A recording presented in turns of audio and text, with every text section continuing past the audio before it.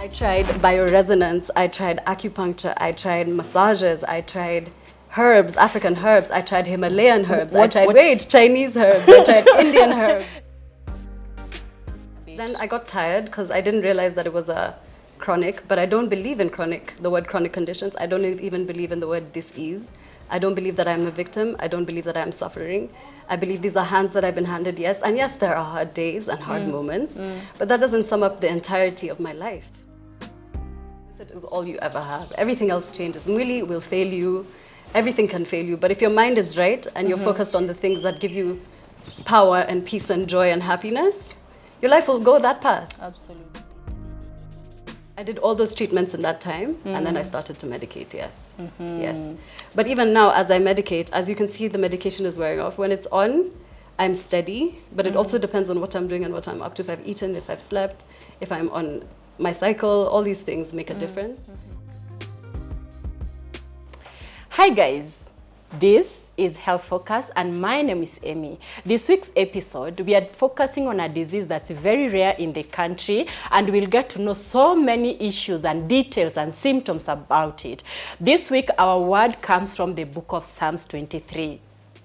The Lord is my shepherd. Let's get into it.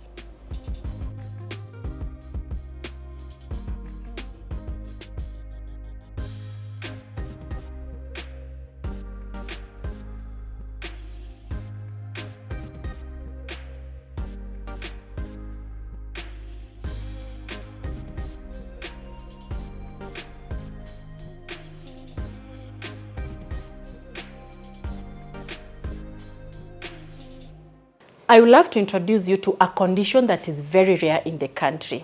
This condition affects the mental areas of a human being.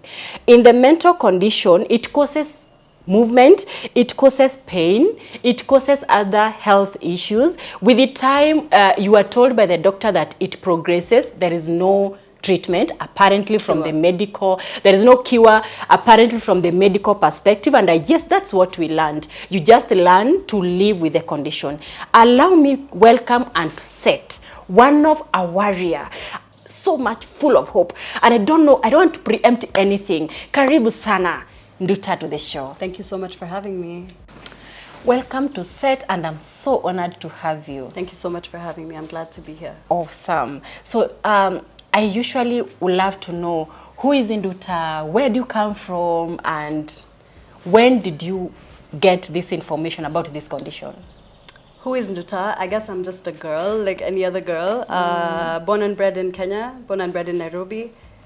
My heritage is half Meru, half Kikuyu.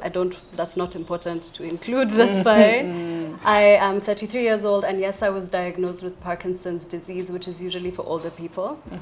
I was diagnosed in 2022, but I've had it for about 17 years of my life. 2022 to now is 5 years. It's 3 years, actually. Yeah. So before then, there was no diagnosis, but there were things that were going on, but I was in denial. I'm not going to lie. I was in denial. I was still capable of managing my life and managing the things that I do.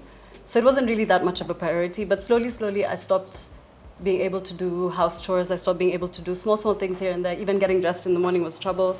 Things like buttoning my shirt, things like standing in the shower for a long time. It just sort of became harder and harder to do. So slowly, people in my life convinced me to get a diagnosis. I wasn't for it, but ultimately I had tried so many other things, and I just thought to myself, maybe I'll get some answers here. Okay. So yeah. Let's walk from the first day. At what age were you when you felt this symptom, and what did you feel? So even before anything major had shown up, I remember, because I used to play a lot of sport in school. If I got up really quickly to start running, there would be like a shooting pain down my ankles. My shoulders and my back were always very tense. I used to ask anybody and everybody I could find to just finya wherever we are, you know. Small things like that. How old are you at this time? Primary school. That's under 13. Yes, primary school. But now the day that it actually became something for concern, I was probably 15 or 16. We had gone on a trip, and we were climbing something. And when I got to the top, I guess the adrenaline made me very excited, and I started to shake like a leaf. And my teacher was so concerned, and my dad was also a teacher at the time in the same school. She's like, have you been drinking changa? Abu, come down, come down, come. It was bad. Like, you know, when you think of someone who's an alcohol addict and how they shake, that's how I was shaking at that time. But the minute I came down and everything calmed down, it went away, and it really wasn't a cause for concern until now that tiny, tiny shake had started. And then it just progressed and progressed and progressed. So I guess what I would say the difference is with like young onset Parkinson's disease or juvenile onset is that it's not as aggressive as when you get it when you're older. You don't lose your faculties as fast, but ultimately the end result is the same. Yeah. So it's the shaking that really brought attention of the other people around you. Yes. So how did you get to hospital and what was done? How was the journey like? So in around, I want to say 2013, I was having my shoes cleaned actually somewhere random in Rongai because I was a Nazarene student. And the guy who was cleaning my shoes asked me, "Hey madam, nasi unatetemeka sana."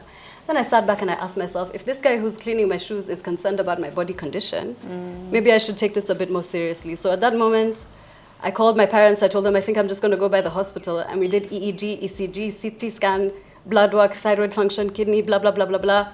Nothing came up. They were saying, actually, when I went to hospital that time, they thought it was epilepsy. Because I was literally, my body was seizing. My body was seizing, but now my brain waves were not showing patterns for, you know, epilepsy. So when that didn't show anything, they thought it was an essential tremor, but they said if you drink alcohol, essential tremor reduces. Oh, really? But mine was not going anywhere. You were told that in hospital? Yes. Yes. The doctor even asked me, "Are your mom and your dad cousins?" And I was like, "Hala." Because he said our medical history in the family is very complicated, and that usually shows with families where there's like interbreeding, for lack of a better word. But they were not cousins, guys. My parents are not cousins. No, wait. Yeah. That is, even to me, complex. Yeah. You were asked if your parents are related. Yes, because my mother had lupus. Okay. My mom's side of the family, so she had lupus, and they have high blood pressure and diabetes on that side. My dad's side of the family have hypertension and a few other complications here and there. So when I presented that to the doctor was wondering what could have caused this. Yeah, if there's, you know, DNA that's being genes that are too close to one another. And there so was that no wasn't history of Parkinson's in the family. I am the first. I am the first, and I am the last. Yes. Let's believe that. Yes. This is something that I'm overcoming. Conditions change, situations change. Change is the only constant. My body is changing, and I am healing. So the doctor has done all the investigations, and there were no answers. He asked me if I drink, Oh. if I can see the symptoms reducing. Because apparently for essential tremor, if you introduce alcohol into the body, it reduces, yes. But that wasn't the case for me. Yeah, but I also don't like alcohol, so yeah. So diagnosis was done at that time? No, that was when I was probably 18 or 19, if I'm not wrong. And then, so you know, in talking to my parents and in talking to the other people in my life, they said maybe this is a mental issue because it was directly correlated to my emotional state. If I'm anxious, if I'm scared, if I'm emotional, if I'm sad, if I'm crying, you're happy, it goes up. Yeah, it goes up. So they thought maybe there's an emotional correlation. So I got into therapy to try to deal with it from a mental and emotional perspective, right? So after doing all that, it was still there, right? So ultimately, I think at some point my parents and my uncle is a doctor in the US, they managed to get my brain scans and they sent them out of the country even without my knowledge. Because I'm a very stubborn child and I kept telling them, guys, I'm a grown-up, blah, blah, blah. But they could see something was not right. And of course, my uncle being a doctor abroad had seen this a lot. Of the older generation? Not even older, like even he young. just has exposure. In America, I think the difference is that people just live their lives normally. They have enough support, they have government support, etc. So this is not really a big deal.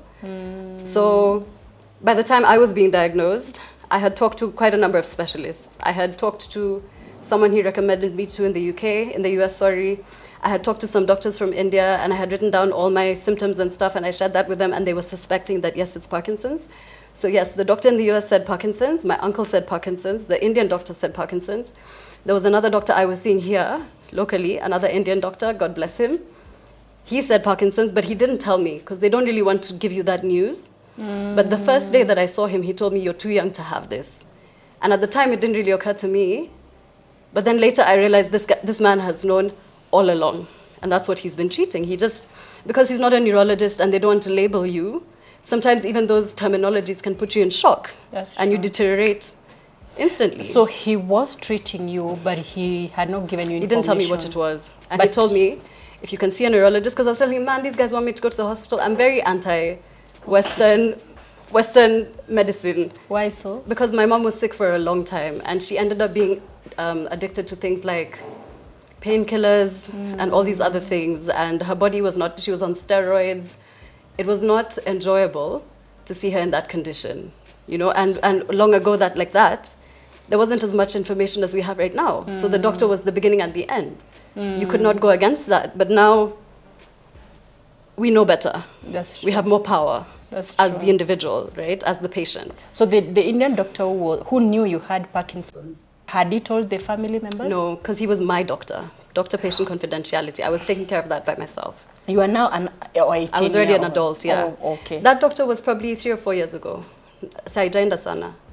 Yeah. So diagnosis is done. Eventually he tells you. Let me tell you about the diagnosis. Yes. So now my uncle told me, I think, excuse me, you should see a neurologist. And I said, okay, fine. And even the Indian doctor I was seeing at the time told me, just go and get it confirmed. If it is, then we know what we're dealing with. But he already knew. He was just trying to be, it's okay, I accept. By time. So I went to see a doctor at Aga Khan, and I had written down all my symptoms and such, and he didn't even take that much time, and he said, this is Parkinson's. I think one thing I also learned is that sometimes before you can fully diagnose a condition, it has to have the symptoms to a T, so that you're not confusing it for anything else, right? And even the first time I went to the hospital, that wasn't the case. My toes were not curling, my hand was not in a specific position, you understand? But I was interviewing another, let me not call patient, another human being. person Yes. before. He said any small thing deviating from normal should make us ask more questions. Yeah. So in your case, it was not settled upon because they didn't think that way anyway. Ever. I was too young. Yeah. So they kept on hoping it's something different. Some things are unexplained. Some things are so rare also that you might not That's even find true. them in this lifetime. You know what I mean? That's true. And diagnosis sometimes just takes so long. It's right? true. Yeah. If you're not... So when I got it from at least 4 or 5 doctors, I had to make peace and accept that this What is was what your it is. reaction at that time? In the moment, of course, it was denial. Denial is anybody's best friend. You don't want to believe it. You think it's a death sentence. But then, you know, in doing your own research and reclaiming your own life, right? Because you have to do that. Because if everybody else has, even the misinformation and the misconceptions that you have, you're not going to die from Parkinson's. You might die from a fall that's related to the Parkinson's, but it's not the Parkinson's itself that will ultimately kill you. You understand? But so, you know, in thinking even about Muhammad Ali, and he's had this for a number of years, That's true. the first reaction is usually fear, because you don't know. And denial comes hand in hand with that. Even before I was diagnosed, I was like, there's nothing wrong. One day I'll wake up and I'll be fine. Exactly. And I still believe that to this day. But now I have the knowledge of what's actually going on, and I'm working towards health. That's true. Yeah, and wholeness. So at the time you're being diagnosed, even in that denial state, how were the symptoms and the signs in your body?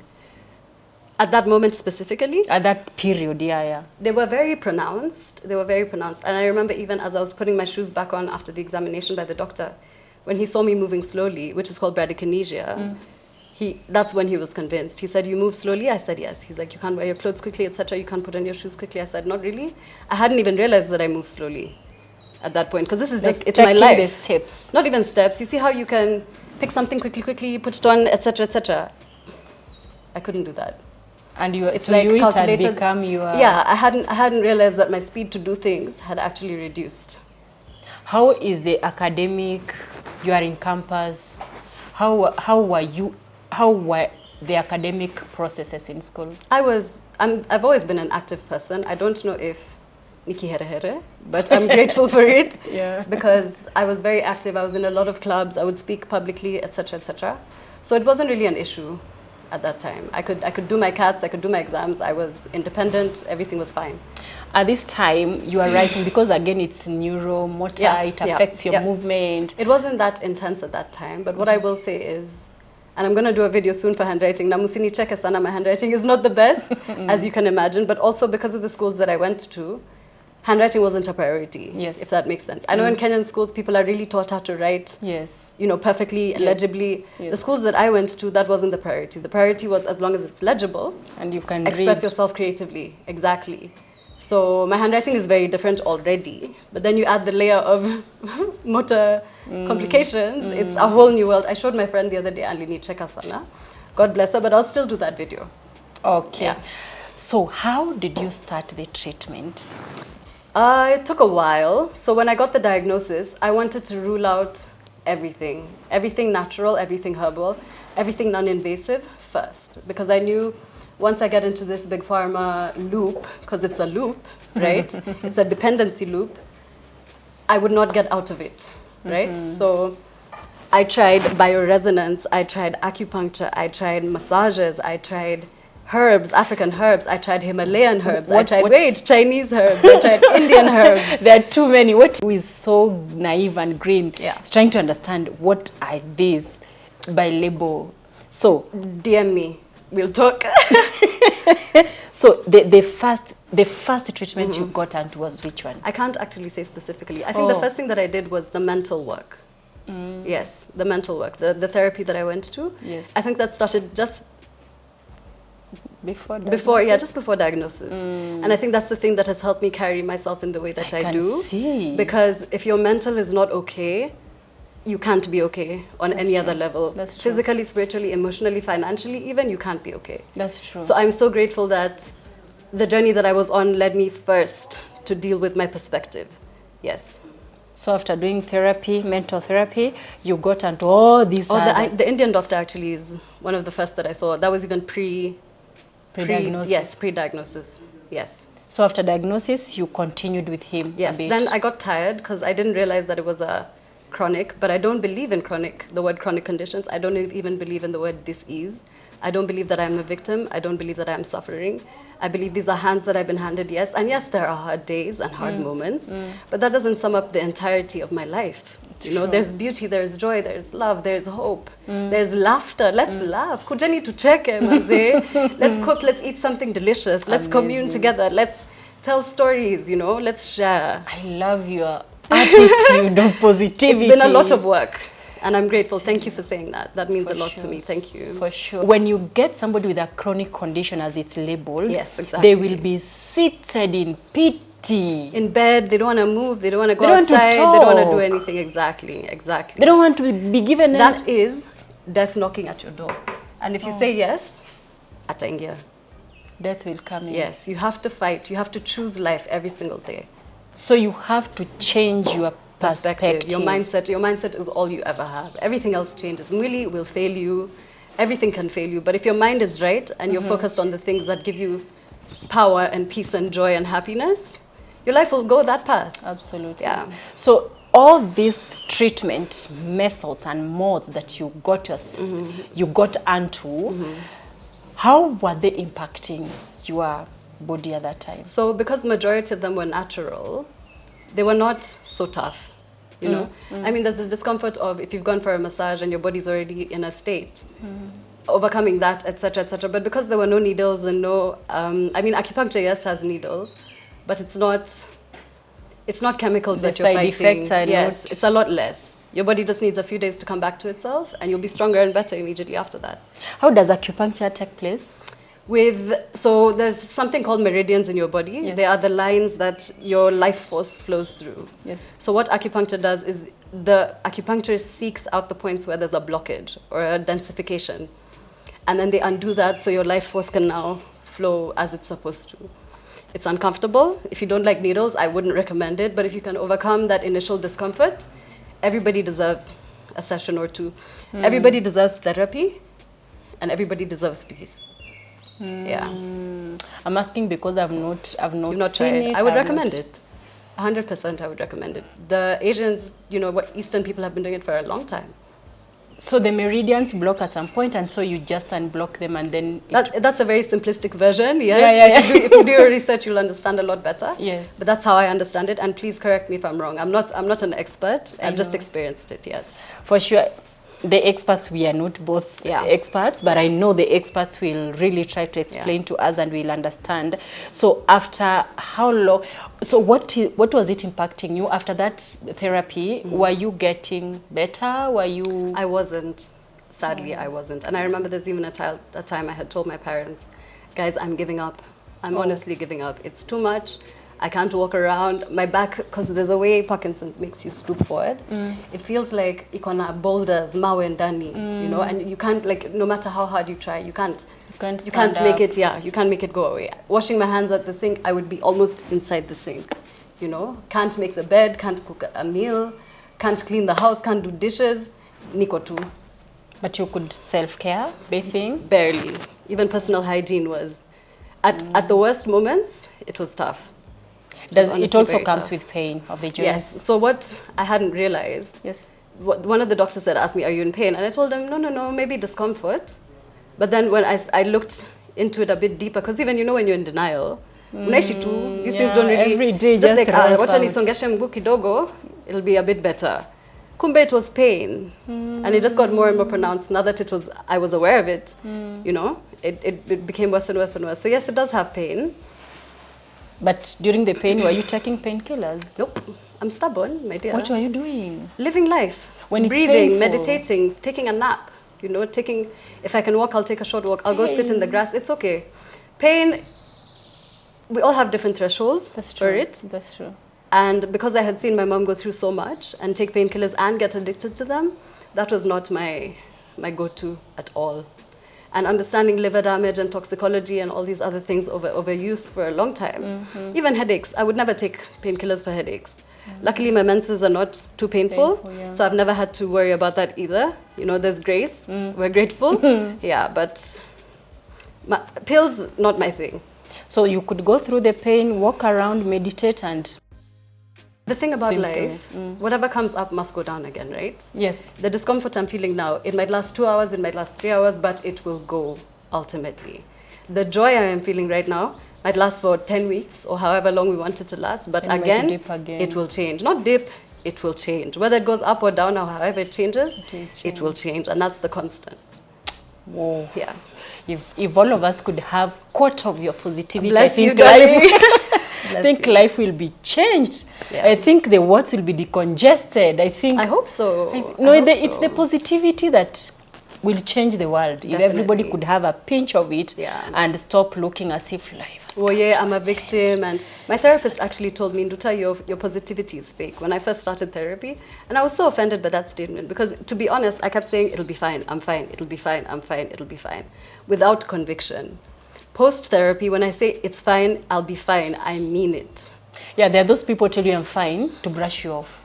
Yeah. Even how you tell yourself, I'm fine, I can do it. Let me tell you, one of the biggest things I learned in therapy is that the voice in my head was anti-me. It was negative towards me. I used to constantly tell myself, I can't. So even now, you'll hear me, if I'm struggling, for instance, to wear my shoes, I'll say out loud, I can do it, and I do it. You understand? I say I can do it all the time. Small things, big things, picking up my things, putting on my jacket, I'm like, you can do it, you can do it, you can do it. Yeah. That's how I self-encourage. So I want to know how the symptoms left being so pronounced to at least now you are able to be a bit more independent. Yes. So unfortunately, after seeing that nothing else works, I had to start medicating because I realized even the people in my life were having a bit of a hard time catering to me, right? I'm young. Yes. I'm not an elderly person. I don't like being... I don't want to say the word burden, but essentially that's what it felt like. Essentially, that's how it feels like in the world. I was becoming, right? So even the decision to medicate came from a lot of external influences, and yes, also wanting to be able to do things for myself. For instance, I love to cook. I had missed cooking, and I don't like sitting in the kitchen and saying, "Katayo," you know what I mean? It's not the same. It doesn't have your essence. It doesn't have the love that you want to put into the meal, right? So I made the decision to medicate last year in June, which was 2024. So that's after how many years? Or 2023. About 2 years after diagnosis. Or about 1.5 to 2 years after diagnosis. Yeah. So actually, my doctor had put me on 4 tablets of the medication. It's called Cinemet, 100 grams over 25, carbidopa, levodopa. But so wait I'm stubborn. That doctor who diagnosed you that time. Yeah. I didn't go back to him. And they didn't prescribe? No, he tried to, but I think I was in such a denial state. He literally said, come back to me when you're more open to listening to what I have to say. I was like, let me tell you, when you receive what is looked at as quote unquote a death sentence, you don't want to listen. You understand? Because even the misconceptions, the ideas that we have around certain conditions don't even allow you the room to consider what's possible. I think it's even how news are given. Yeah. And how the world has packaged the disease. Yes. So it's like, go die in peace. So I asked him, will I have to be on medication the rest of my life? He said yes. I asked him what are the other options. He said brain surgery. I'm sitting here looking at 2 options, and they're not looking good. They're not looking good. You understand? So in that moment, I was like, forget about it. And then he was like, yeah, you come back when you're ready. But I never went back to him. Hey. Okay. Whoa, that's heavy. I never went back to him, yeah. So you stayed 1.5 years, then you began... I did all those treatments in that time, and then I started to medicate, yes. Yes. But even now, as I medicate, as you can see, the medication is wearing off. When it's on, I'm steady, but it also depends on what I'm doing and what I'm up to. If I've eaten, if I've slept, if I'm on my cycle, all these things make a difference. If I've been scared, if I'm overthinking, etc., etc. Like it's dependent on the adrenaline level in your system somehow. Cortisol and adrenaline. Yes. Yeah. But even as the doctor said, like currently he expects that I'm on 4 tablets a day. I am on 2. Because I don't want to be too dependent on it. I also understand that there's a limit to how much I can take. It also has side effects. When I say a limit to how much I can take, I mean after some years it will stop being as effective, from what I understand. That's true. So why would I do an overdose now when I have as much as I'm healing? Exactly. I also don't want my body to, even after I heal, I don't want to be having to deal with the effects of that medication for a long time. You understand? So any herbs, nitazikula. How they taste, I don't care. So anybody supplying herbs? I'm ready to be your guinea pig. Bring them, all of them. No, but herbs that I've been tested again. You don't want to do everything. Because you've been through that journey of alternative herbs. You've done everything. But I believe there is one person who has something that will delete everything that you've been given in your hands, that this is what defines you. So defines me in what sense? No, like the doctor, when they give you a record that defines, it's like they've defined you. Yes, they put you in a box, they've labeled you. It's and true. they've prescribed to you. It's true. And they've made you. It's true. And to be honest, even the doctor that I was seeing, who I accepted medicine from, had never seen a patient as young as me. So even for him, he was doing tests here and there. We did even an HIV test, because apparently if you get HIV in your brain, it mimics these symptoms. There was no HIV in my brain. You understand? It's crazy. It's crazy. Even like metal poisoning, like heavy metals like lead and such things, mimic all these symptoms. Somebody even told me there might be a virus in my brain, you know. And as you go on your journey, you're like, maybe it's this, then it's not that. Maybe it's that, then it's not that. Maybe it's this, then it's not that. Who knows? It's actually sad when you are the specimen. It's like you're a guinea pig. Exactly. That's the word I'm just looking for. testing, poking, prodding, and it's not cheap. It's not cheap. On an emotional level, on a financial level, it's not cheap. It's not enjoyable whatsoever. Cheap. Yeah, but I'm grateful for where I am right now, because I feel like there's a semblance of understanding. There's a semblance that I know what to do now. I know how to alleviate the symptoms, even for a short time, and it allows me to do things like go public, you know, and that has opened up so much. And thank you so much for inviting me again. This so all stemmed honored. From that. I'm so honored. Thank you. Because I know there's somebody seated right now struggling to identify, or there's somebody in the rural area who has no idea what to do, and they might be mimicking the same symptoms. They do not even know who to talk to, where to get help from. So if somebody wants to reach you for advice, how can they get I am on Instagram and I am on TikTok under Nduta Mbogori, Nduta Mbogri. So you can reach out to me. I will support you however I can. I will likely put you in touch with like the support group, which has been so supportive since I joined. I don't remember which month I joined, but I think it's been about a year, maybe a year and a half. They give us resources, they give us activities, they give us support. They give us mandazis and samosas on the day of the meetings, which is once a month. It's great. They have presence in Kisumu and Nairobi. There's another one in Mombasa. So, and it's really sad in rural areas because people get castigated from society, you know. Everybody says, amerogwa, Huyo ni mchawi or whatever, Definitely. And then you get pushed to the edge, and then you live your life suffering and in pain, and you die alone. Amerogwa. Yeah. You know, be careful. People think it's contagious. Juzi, someone on TikTok was saying, if I enter matatu, kila mtu atashuka. I'm like, it's quite funny. Me where guys, I am, it's not contagious. No, me where I am, let's laugh. But honestly, ignorance is not cute. It's very stupid. It's okay, not sorry cute. to use that it's word. not cute. I will just say it's not cute. It's very wrong. Yeah. In the age of information, you all have phones. You all have access to Google. Just Google. And extend grace. Extend grace. Extend also. grace, because I might be okay right now. Tomorrow you don't know. Yeah, you're like whoever is saying making those comments, and people will even tell them, if you have kids, if you have family members, it might happen to them. You know, and it's unfortunate, but it's true, and that's when you start taking some of these things seriously. Because before, it's so removed from you that you don't realize that it's real for other people. It might be you. Me, sometimes I say even your kids might be spared, however they might not, but it might be you. Yeah. So if today you are, I know you've not had major interaction with the clinical team, nurses, doctors, but they feel that you've interacted with. If today you are put in a forum that you want to tell them there's something you need to do right, which one? What will that be? Listen to your patients. Listen to your patients. There's what you've read in the books, sour. I don't dispute that. There's all the years of experience you have, sour. I don't dispute that, but we were all individuals first. Listen to the individual. Listen to what your patient is telling you. Absolutely. Yeah. Absolutely. That's amazing. Yeah. So if today, again, I hear the current CS of health is Adan Duale, and he gets you in a forum to represent the Kenyan world. I can do it. Thank you. And what is that one thing that will be in your agenda? Duale.